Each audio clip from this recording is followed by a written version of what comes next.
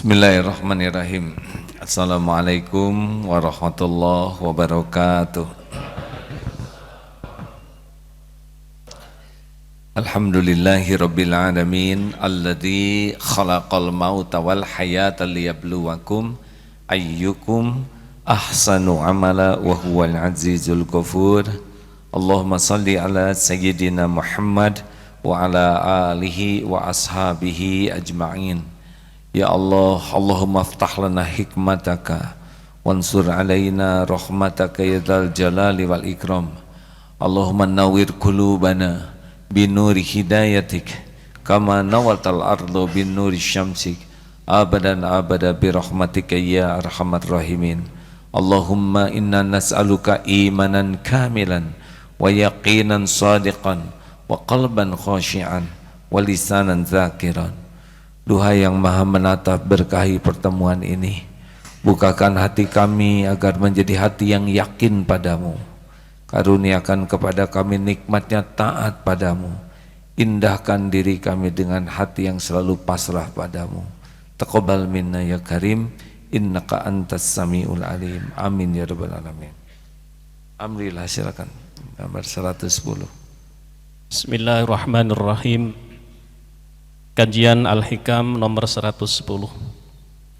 Khairu awqatika waqtun tashhadu fihi wujuda faqatika wa turaddu fihi ila wujudi dhillatika. Sebaik-baik saat dalam masa hidupmu ialah saat-saat di mana engkau merasa dan mengakui kebutuhanmu dan kembali kepada adanya kerendahan dirimu. Sebaik-baik saat dalam hidupmu adalah saat di mana engkau merasa dan mengakui kebutuhan, keperluan kita dan kembali kepada adanya kerendahan dirimu. Begini hadirin, ini agak sudah berulang kali disampaikan, saat terbaik dalam hidup kita ketika kita merasa tidak berdaya dan hanya satu-satunya yang kuasa menolong kita adalah Allah. La haula wala quwwata illa billah. Itu bukan cuma di lisan, tapi hati itu yakin ini. Tidak ada satupun yang bisa menggerakkan apapun selain Allah Subhanahu wa ta'ala. Sehingga kita putus berharap dari makhluk, hanya berharap dari Allah. Itu sepanjang kita masih punya banyak sandaran dalam hidup kita ini, kita akan tenang semu. Tenanglah, saya masih punya cadangan uang. Tenanglah, saya pengalaman. Saya sudah pernah mengalami hal ini dan saya sudah bisa lalui. Nah, dia tidak sepenuhnya salah, tetapi itu membuat dia bersandar kepada selain Allah. Ada kalanya tidak nyambung ke Allah, hanya kepada sandaran itu saja.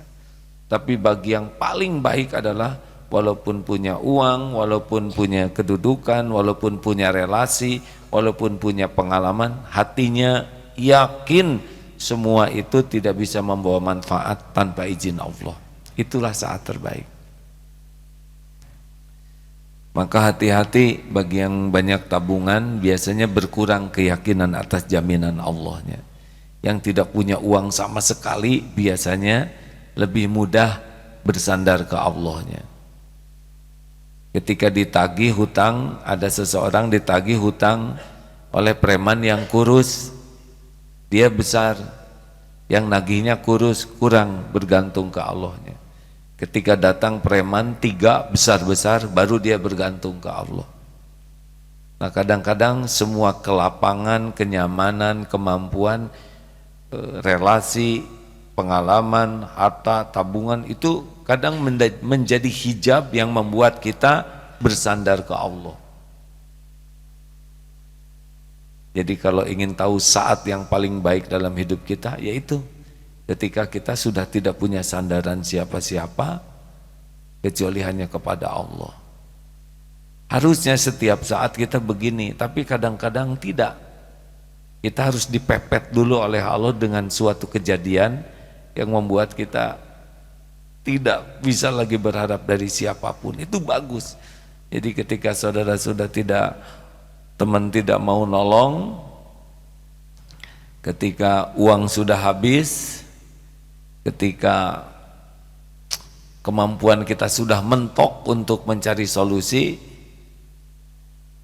nah itu saat yang paling baik bagi kita tuh, karena kita akan jadi bulat ke Allahnya, seperti telur di ujung tanduk dan kerbaunya ini gatal. Hadirin, nggak tahu bagaimana itu ilustrasinya, telur di ujung tanduk kerbau dan kerbaunya kaligata. Tidak ada riwayat seperti ini. Jelas ya hadirin, Allah tuh suka kalau hati kita tuh bulat utuh hanya kepada Allah, bersandar, berlindung, berharap. Tetapi tidak semua kondisi ini akan kita rasakan kalau kita masih meyakini ada sandaran lain yang bisa menolong. Makanya jeritan orang yang kepepet itu kepada Allah tuh lebih indah dibandingkan yang kurang kepepet, benar? Nah, jangan sampai dipepet oleh Allah untuk bisa menjerit seperti ini.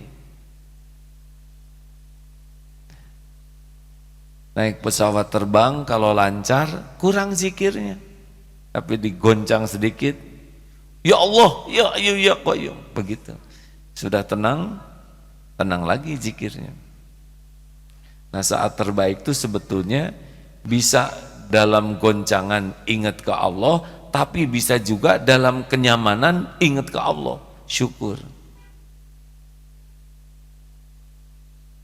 Ada beberapa istri yang tidak begitu ingat ke Allah kecuali ketika suaminya dititipkan kepada penitipan yang lain. Ngejeritnya ke Allah itu luar biasa. Harusnya istri berterima kasih kepada yang menjadi sarana dia jadi dekat dengan Allah. Ini mungkin tidak begitu disukai ceramah ini, tetapi apa sih yang paling penting, dekat dengan suami atau dekat dengan Allah? Dan nggak dijawab hadirin. Padahal ini ilmu sangat penting. Mana yang terpenting, dekat dengan suami atau dekat dengan Allah? Bagaimana kalau dekat dengan suami jadi lalai ke Allah, baik atau buruk? Nikmat dari Allah yang terbesar itu apapun yang membuat kita dekat dengan Allah. Kadang-kadang dikasih musuh oleh Allah yang membuat kita dekat dengan Allah. Teman yang membuat lalai dari Allah itu lebih buruk daripada musuh yang membuat kita jadi dekat dengan Allah. Karena prinsip terpenting dalam hidup ini adalah kedekatan dengan pencipta kita. Ini serius hadirin. Nafsu sebaliknya tidak menyukai apapun yang membuat dekat dengan Allah. Ini sudah sering ditanyakan, coba mana yang lebih disukai nafsu, tahajud atau tidur? Jawab secara aklamasi hadirin.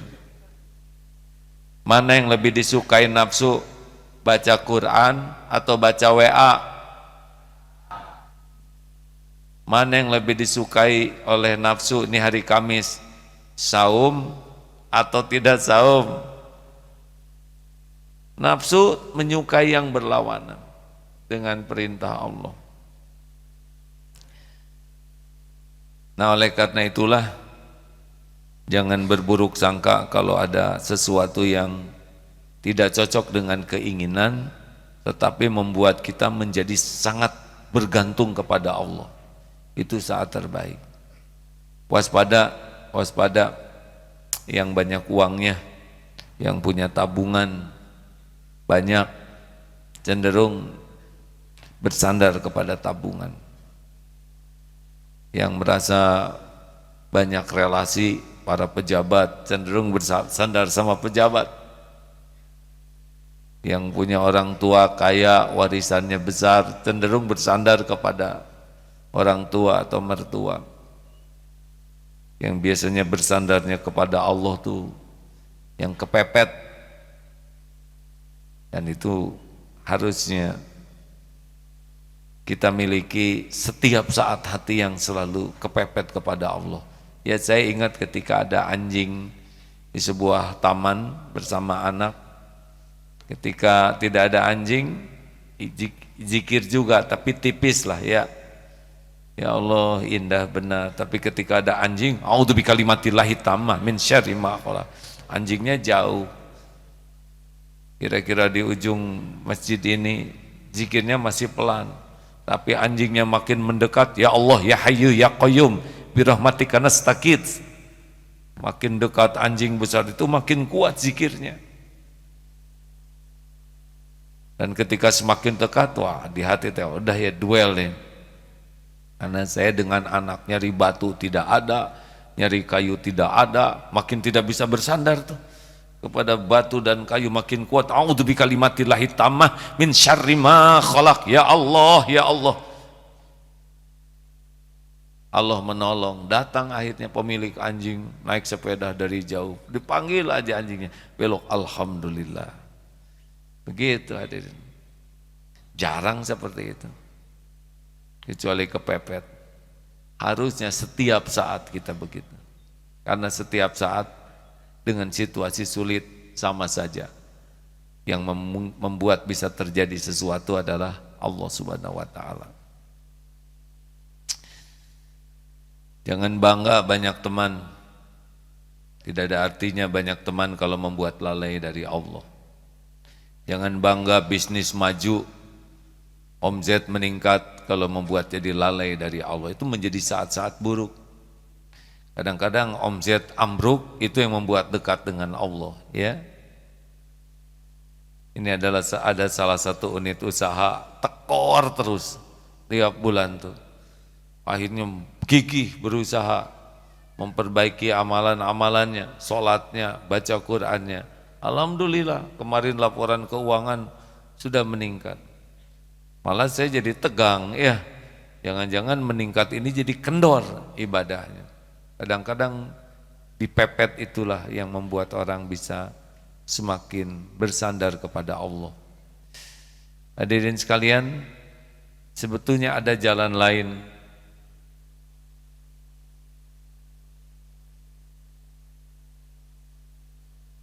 Yang membuat kita bisa dekat dengan Allah tanpa harus dipepet, yaitu syukur. Harusnya ketika dapat karunia dari Allah tuh sama menjerit hatinya ke Allah, tapi jeritannya itu jeritan syukur. Terima kasih ya Allah, alhamdulillah, alhamdulillah. Makin ditambah nikmat, makin syukur. Makanya ketika Rasulullah SAW sholat tahajud sampai bengkak kakinya,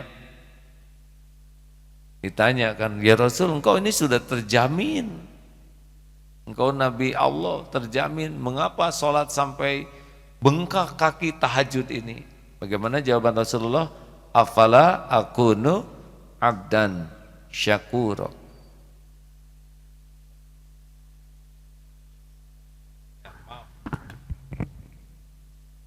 Jadi afala tuhibbu an akuna abdan syakura. Oh iya, ada yang lainnya ya. Ada satu lagi begitu, tidakkah boleh saya menjadi hamba yang bersyukur? Jadi salah satu yang bisa membuat dekat dengan Allah tuh rasa syukur yang mendalam. Tinggal milih saja. Mau yang mana? Mau yang dipepet sehingga menjerit minta tolong ke Allah, atau mau yang dilimpahin nikmat bersyukur sehingga jadi dekat dengan Allah? Mau yang mana? Kita tidak mau dipepet secara teori, tapi faktanya kita seperti nangtang pepet serepet ya. Ayo latih syukur hadirin, syukur, syukur. Bangun tidur, alhamdulillah ya Allah, saya Engkau beri nyawa. Baru dengar dari Pak Nur Hadi, saudara beliau, semoga Allah memberikan husnul khotimah, seorang yang berpendidikan tinggi, Sesudah naik sepeda istirahat, minta dibangunkan. Jam 11 dibangunkan, ternyata sudah dingin tubuhnya. Tidak ada yang menyangka wafat sedang tidur sesudah olahraga. Nah, hadirin sekalian, ada yang tidur tidak bangun lagi. Jadi kalau kita bangun, alhamdulillahilladzi ahyana ba'dama amatana wa ilaihin nusur. Ini benar-benar disyukuri. Buka mata, alhamdulillah masih bisa melihat. Berapa banyak yang pas matanya dibuka kaget, gelap gulita. Seperti cerita yang anak sekolah itu SMP, dia matanya disebrot oleh temannya perih, akhirnya nangis pulang. Sesudah oleh ibunya dikompres, suruh tidur di kamar, siang-siang menjerit tuh, "Ibu, kenapa nak? Ibu, mata saya." Pas dinyalain lampu, oh nggak apa-apa, rupanya lampunya gelap. Hadirin,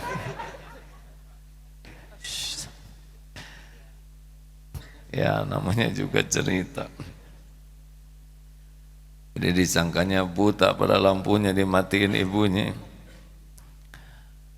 Berapa banyak yang bangun tidur tidak bisa nafas? Benar? Alhamdulillah bisa nafas. Jarang kita bersyukur.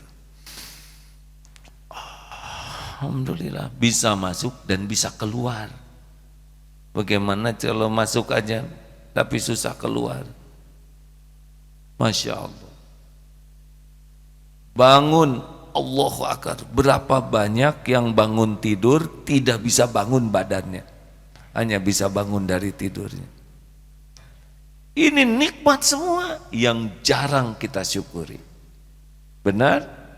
Bisa nafas. Suara apa? Suara hadirin, bukan ayam. Dulu saya salah suara. Suara apa? Anjing. Aduh.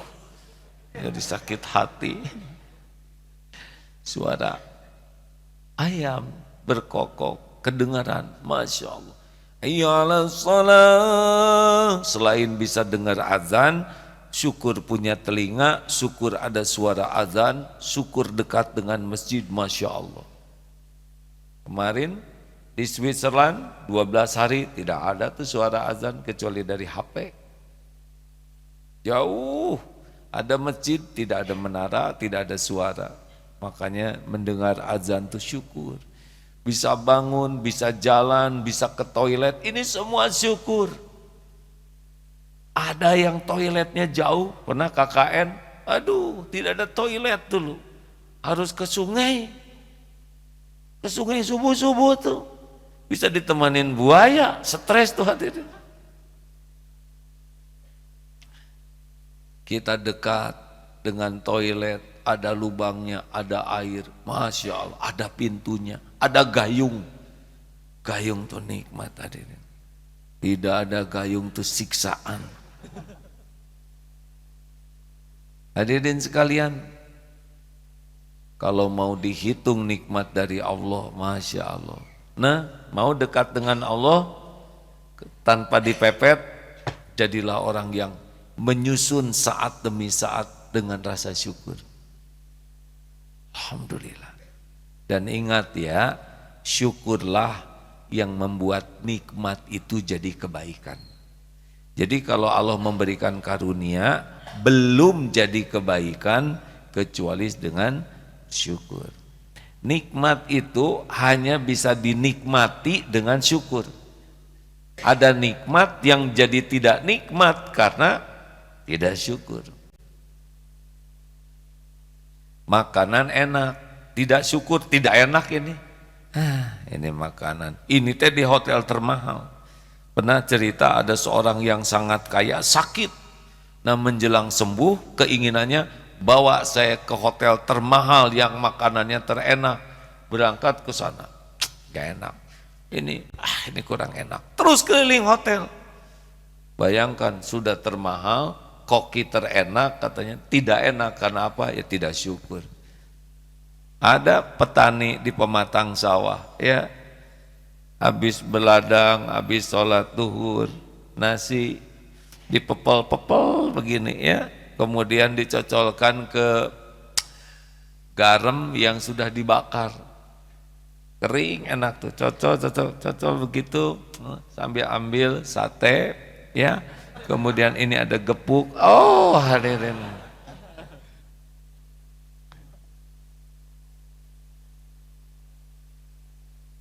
Kalaupun tidak ada, orang yang syukurlah yang bisa menikmati hidup ini. Ayo terserah, milih mau yang mana. Mau dekat dengan Allah dengan musibah, mau dekat dengan Allah dengan syukur. Ya sudah, bersyukurlah. Syukur itu ya mengubah karunia jadi kebaikan. Dengan syukur si karunia ini bisa ternikmati. Dan dengan syukur karunia yang belum ada akan diundang. La in syakartum la azidannakum. Punya keinginan tidak menjamin mendatangkan karunia, tambahan karunia, tapi punya syukur jadi jaminan karunianya ditambah oleh Allah. Makanya tenggelamkan diri dalam syukur. Masih ingat kunci bersyukur? Satu, hati hakul yakin semua nikmat ini milik Allah, dari Allah, sehingga tidak melihat sumber karunia lain. Wa ma bikum min ni'matin famin Allah, hanya Allah saja sumber karunia, yang lain tuh hanya jalan. Akan kurang syukur kalau melihat sumbernya selain dari Allah, karena dia akan bersandar kepada selain Allah, dan selain Allah tidak bisa menenteramkan. Makanya orang yang syukur tuh bulat saja, nikmat tuh hanya milik Allah, dari Allah. Makanya bahagia. Kalau orang yang kurang syukur gini, seperti ada pembeli. Nah, orang yang syukur yakinnya Allah yang membagi rezeki. Tapi kalau yang kurang syukur, pembeli ini yang dianggap membawa rezeki, memberi rezeki. Sehingga dia baiknya supaya dibeli. Kalau orang yang syukur, dia baik kepada pembeli supaya Allah suka kepadanya. Tidak jadi beli, tidak luka, karena tahu Allah tidak membawa rezeki kita lewat dia. Tapi kalau orang yang berharap ke makhluk, luka di sininya. Udah saya suguhin, udah dihormatin, gak jadi beli, amit-amit cabang bayi, gitu. Hilang pahalanya. Yang baik ke suami karena menganggap suami sumber kebahagiaan, tidak bahagia. Makanya orang yang sangat cinta ke suaminya berlebihan itu tidak pernah bahagia dalam berumah tangganya, karena sangat berharap dan sangat takut. Tapi yang yakin karunia itu dari Allah ke suami, ya sewajarnya saja dia akan bahagia. Salah satu sumber ketidakbahagiaan dalam rumah tangga adalah cinta yang melalaikan kepada Allah. Dua, lisan, afdalu doa alhamdulillah. Jadi orang yang syukur itu selalu memuji Allah ala kulli hal, dalam segala keadaan, termasuk dalam kepahitan sekalipun harus bersyukur, karena antara kepahitan dengan nikmat itu pasti tidak sebanding, lebih banyak nikmatnya daripada pahitnya. Karena semua kepahitan itu bisyai, sedikit. Coba sakit gigi sabar atau syukur? Saya tahu saudara stres mendengar pertanyaan ini. Kalau nyebut sabar takut salah, nyebut syukur takut jadi. Ya. Coba hilang dompet sabar atau syukur?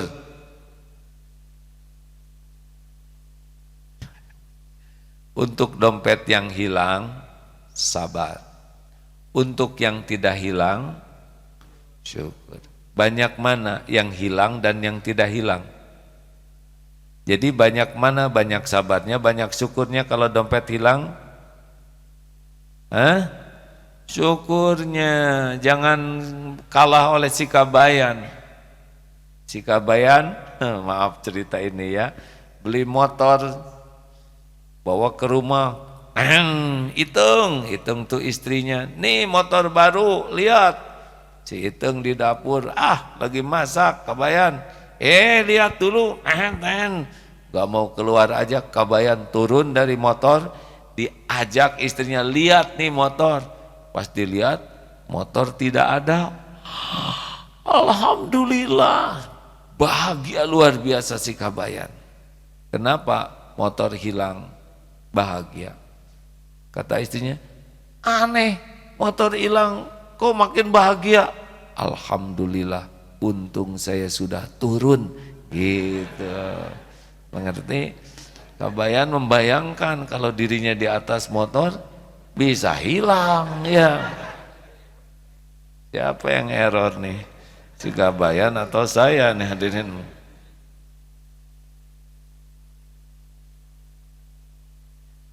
Sakit gigi, sabar atau syukur? Untuk yang sakit, sabar. Untuk yang tidak sakit, syukur. Tanpa bermaksud meremehkan sahabat saya yang sakit. Ada dulu kesini ibu-ibu nangis. Nangisnya tuh benar-benar sedih ya, terseduh-seduh.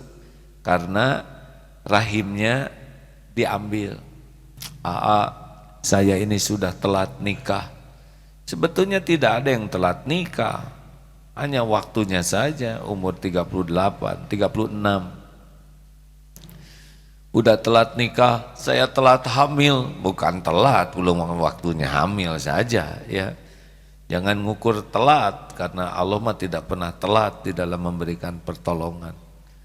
Udah hamil, keguguran, nangis lagi. Bayangkan telat nikah, enggak syukur ada jodohnya, yang dipikir telatnya. Harusnya kan syukur ada jodohnya. Udah gitu telat hamil, enggak syukur sudah ditakdirkan hamil. Lalu keguguran, memang keguguran pahit, tapi kan untung yang gugur janinnya aja, tidak dengan ibunya. Udah gitu ada kista, sehingga rahim saya diambil. Saya bisa mengerti, pasti sedih sekali ya, pasti sedih. Berarti pupus harapan punya anak. Jadi didengar, gimana saya sudah tidak mungkin lagi punya anak. Sesudah kira-kira kenyang nangisnya. Jadi bagaimana keadaan jantung Mbak, apakah ada sakit? Oh alhamdulillah, kalau jantung menormal. Mungkin paru-paru ada TBC atau enggak, normal paru-paru saya. Ginjal apakah perlu cuci darah? Oh alhamdulillah gitu. Mungkin susunan saraf tulang belakang ada saraf kecil. Allahu Akbar, saraf saya normal. Atau mungkin ingatan, enggak normal ingatan saya. Lalu bagaimana, apakah ada yang tulang patah? Oh normal. Alhamdulillah ya, cuma itu yang diambil rahim, yang lainnya normal. Pulang aja. Ketika fokusnya diubah, yang tadinya fokus ke rahim yang tidak ada, diajak fokus ke nikmat yang lain. Jadi kecil tuh penderitaan.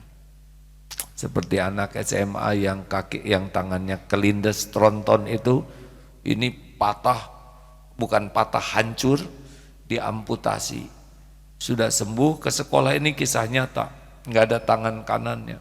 Teman-temannya pada sedih. Kasihan kamu nggak ada tangan kanan, gimana kamu bisa nulis? Semuanya mikirin tangan kanan.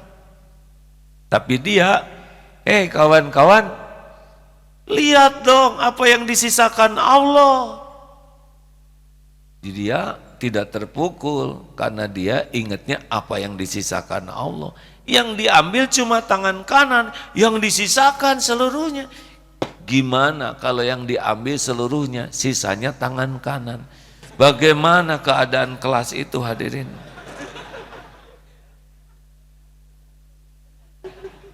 Horor.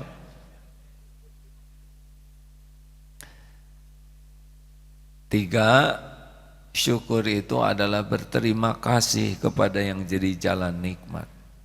Karena kita diciptakan Allah itu nikmat, tapi jalannya adalah ibu bapak. Nah kalau kita berterima kasih kepada yang jadi jalan nikmat itu syukur. Berbakti ke orang tua itu syukur. guru jalan ilmu. Memuliakan guru, hormat ke guru itu ilmunya nambah hadirin. Karena memang syukur itu diantaranya adalah berterima kasih kepada yang jadi jalan nikmat. Ini sering lewat.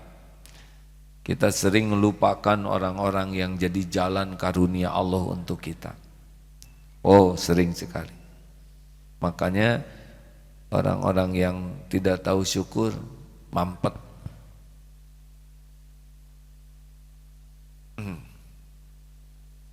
Pinjam motor, bang pinjam motor, saya kembaliin. Mau apa? Anak saya perlu ke sekolah, pinjam. Pas pulang harusnya duhur isya, tidak bilang-bilang, motor disimpan aja di depan di pagar, kotor, bensin habis, ban kempes, spion copot, jok hilang. Apa kira-kira omongan yang punya motor? Saya bisa menduga, amit-amit 7 turunan gak akan dipinjemin lagi. Mungkin bahasa dahsyatnya begitu. Kapok. Bandingkan dengan yang satu ini.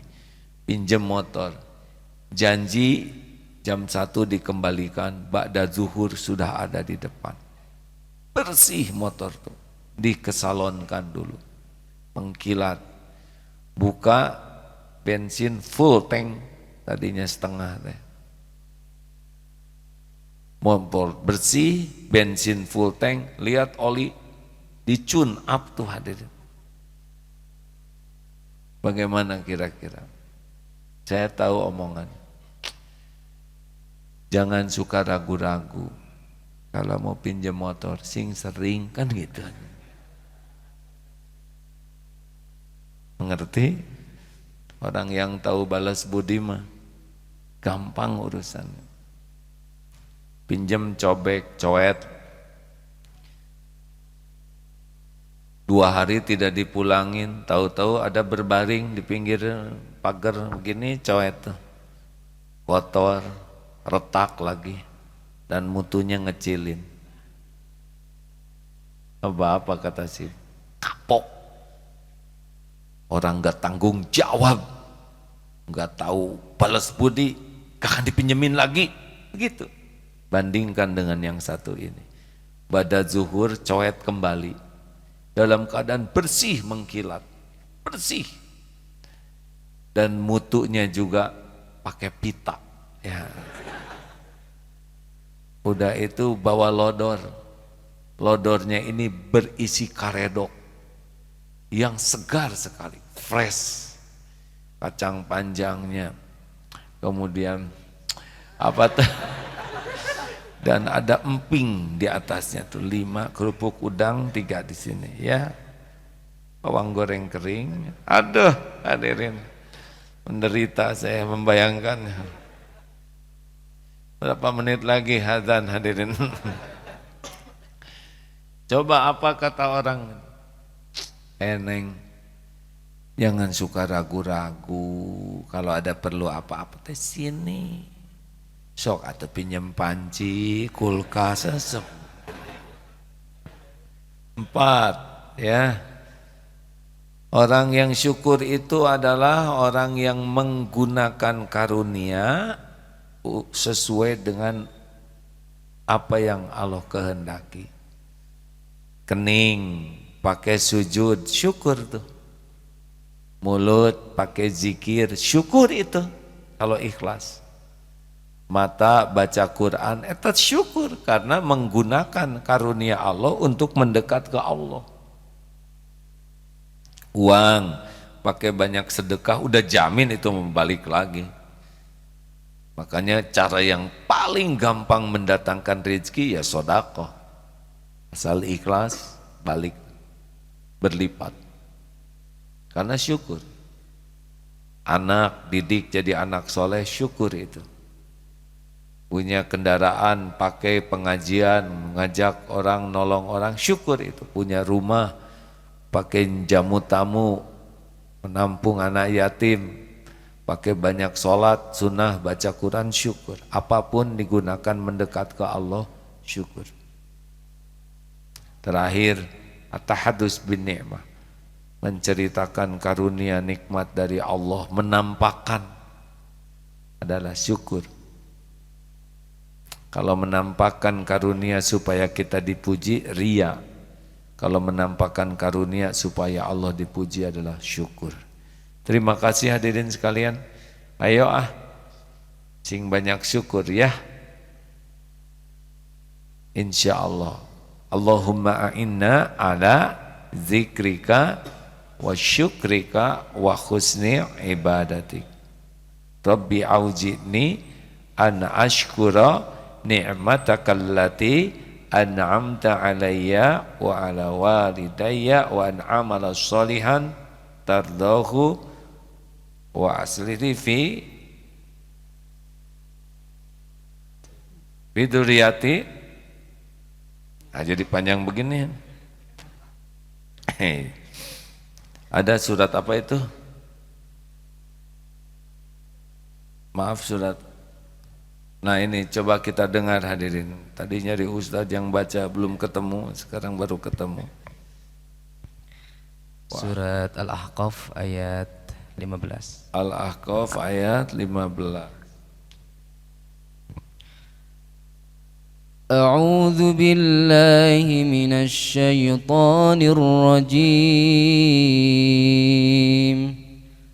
ووصينا الإنسان بوالديه إحسانا حملته أمه كرها ووضعته كرها وحمله وفصاله 30 شهرا حتى إذا بلغ أشده وبلغ 40 سنة قال رب أوزعني أن أشكر نعمتك التي أنعمت علي وعلى والدي وأن أعمل صالحا ترضاه وأصلح لي في ذريتي إني تبت إليك وإني من المسلمين.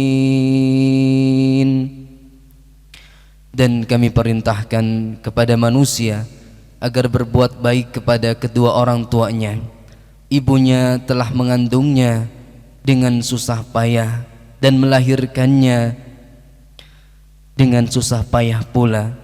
Masa mengandung sampai menyapihnya selama 30 bulan, sehingga apabila anak itu telah dewasa dan umurnya mencapai 40 tahun, maka dia berdoa, Ya Allah, ya Tuhanku, berilah aku petunjuk agar aku dapat mensyukuri nikmat-Mu yang telah Engkau limpahkan kepadaku dan kepada kedua orang tuaku, dan agar aku dapat berbuat kebaikan yang Engkau ridhoi, dan berilah aku kebaikan yang akan mengalir sampai kepada anak cucuku. Sungguh aku bertobat kepada Engkau dan sungguh aku termasuk orang muslim. Allahumma salli ala Sayyidina Muhammadin wa ala alihi wa ashabihi ajma'in. Allahumma a'inna ala zikrika wa syukrika wa husni ibadatik. Duhai Allah yang maha mendengar, tolonglah kami agar menjadi orang yang selalu ingat padamu, yang tidak pernah berpaling darimu ya Allah, yang benar-benar apapun yang kami lakukan hanya karena Engkau, hanya di jalanmu, hanya bersamamu ya Allah, hanya untukmu. Ya Allah, tolonglah kami agar senantiasa bersyukur setiap saat. Tenggelamkan kami dalam rasa syukur yang tiada bertepi, dan tolonglah kami ya Allah menjadi hamba-Mu yang bisa mengabdi kepadamu, yang menjadikan semua yang kami lakukan jadi ibadah, ibadah yang khusyuk, ibadah yang ikhlas, ibadah yang istiqomah. Jangan cabut nikmat iman ini ya Allah. Rabbana la tuzigh qulubana ba'da idh hadaitana wa hab lana min ladunka rahmah innaka antal wahhab. Rabbana atina fid dunya hasanah wa fil akhirati hasanatan wa qina adzabannar. Subhana rabbika rabbil izzati amma yasifun. Wassalamun alal mursalin walhamdulillahi rabbil alamin. Ya Allah, berikan kekuatan iman bagi yang masih goyah ya Allah. Berikan nikmatnya ibadah. Karuniakan rizki yang halal barokah. Lepaskan dari lilitan hutang piutang. Sembuhkan yang sedang sakit ya Syafi. Sahabat-sahabat kami yang sakit ya Allah. Orang tua kami yang sakit. Ya Allah, berikan kelapangan yang dihimpit masalah. Berikan jalan keluar yang sedang diulit kesulitan ya Allah. Rabbana atina min ladunka rahmah wa hayyi lana min amrina rasyada. Ya Allah, berkahi bangsa kami ini.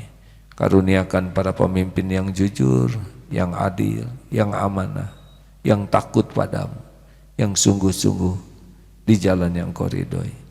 Rabbana atina fid dunya hasanah wa fil akhirati hasanah wa qina adzabannar. Subhana rabbika rabbil izzati amma yasifun. Wassalamun alal mursalin walhamdulillahi rabbil alamin. Alhamdulillah. Assalamualaikum warahmatullahi wabarakatuh. Subhanakallahumma bihamdika asyhadu an la ilaha illa anta astaghfiruka wa atubu ilaik.